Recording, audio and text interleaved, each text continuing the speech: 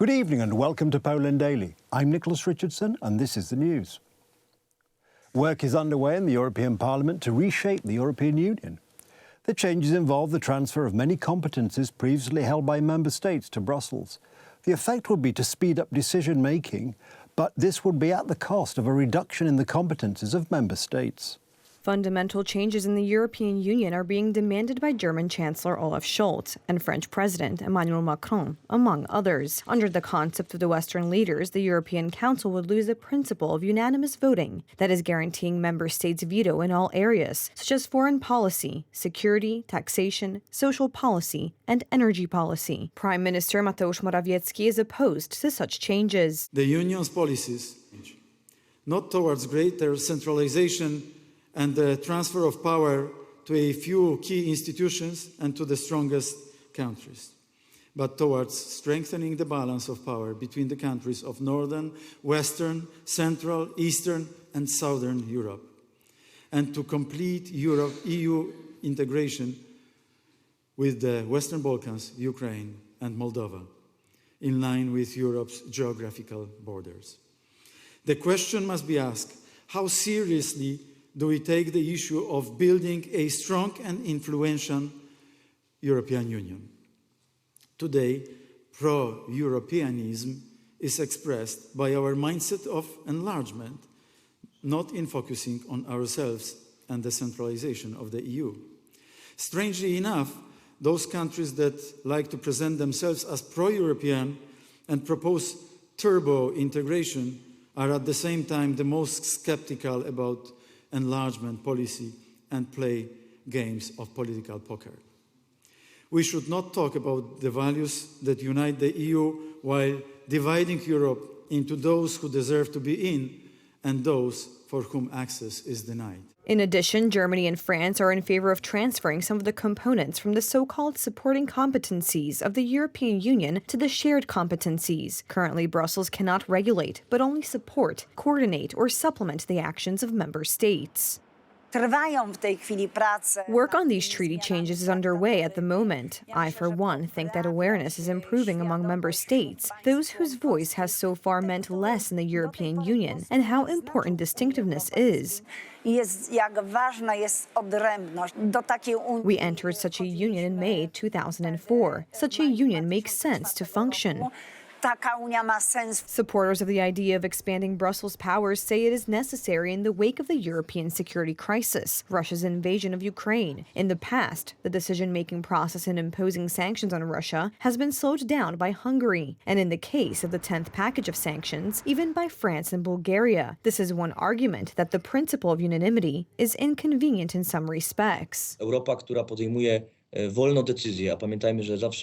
Europe that makes a free decision. And let's remember that we always have to, among 27 countries, make every decision unanimously. This always requires a very long time. And other world powers like the United States, China, and Russia make decisions in the blink of an eye.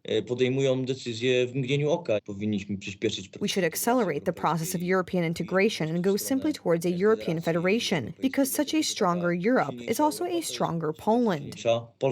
According to Professor Waldemar Gontarski, the aspirations of Germany and France as undisputed EU leaders are anachronistic. The war in Ukraine has dramatically increased in the importance of Poland and the Baltic republics. Here in Warsaw is the moral capital of the European Union, and in a short while the political weight, already moving, and economic weight will move here. After the Paris-Berlin version of union reform, the alternative to sovereign nation-states would be a technocratic utopia whose interests as a whole are more valuable than those of its subjects.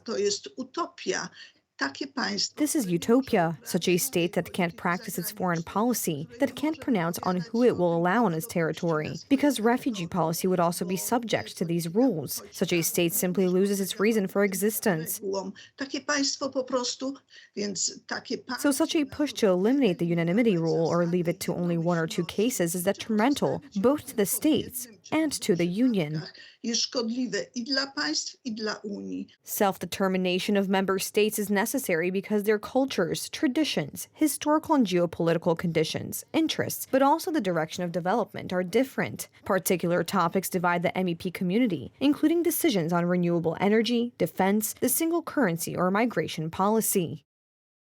Returning from Ukraine, Japanese Prime Minister Fumio Kishida paid a visit to Warsaw. He met Prime Minister Mateusz Morawiecki in the morning and then President Andrzej Duda. Japan will grant Poland special status as a recipient of special development assistance. This involves many new initiatives to support economic development and could also lead to an increase in the number of Japanese companies operating in Poland from the current 350. Kishida, fresh from his visit to Kiev, where he met Ukrainian President Volodymyr Zelensky on Tuesday, thanked the Polish Prime Minister Mateusz Morawiecki for playing a major role in providing military and humanitarian help to Ukraine. As 1 year has passed since Russia's all-out invasion of Ukraine, I would like to once again express my deep respect and gratitude to Poland for playing a major role on the front lines for its military and humanitarian assistance to Ukraine.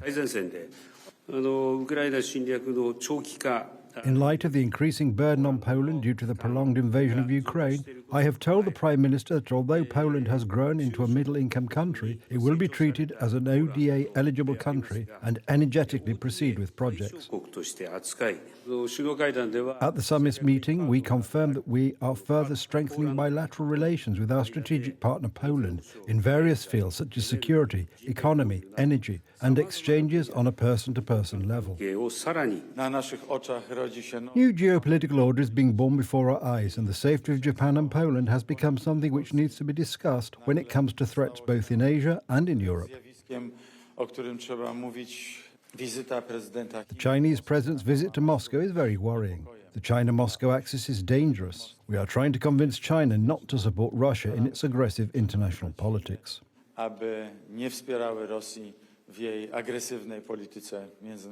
Kishida's unexpected visit to Kiev and Warsaw coincides with Chinese President Xi Jinping's state visit to Russia. Japan is due to host a G7 summit in Kishida's hometown of Hiroshima in May. Tokyo has continually voiced support for Ukraine and joined sanctions against Russia.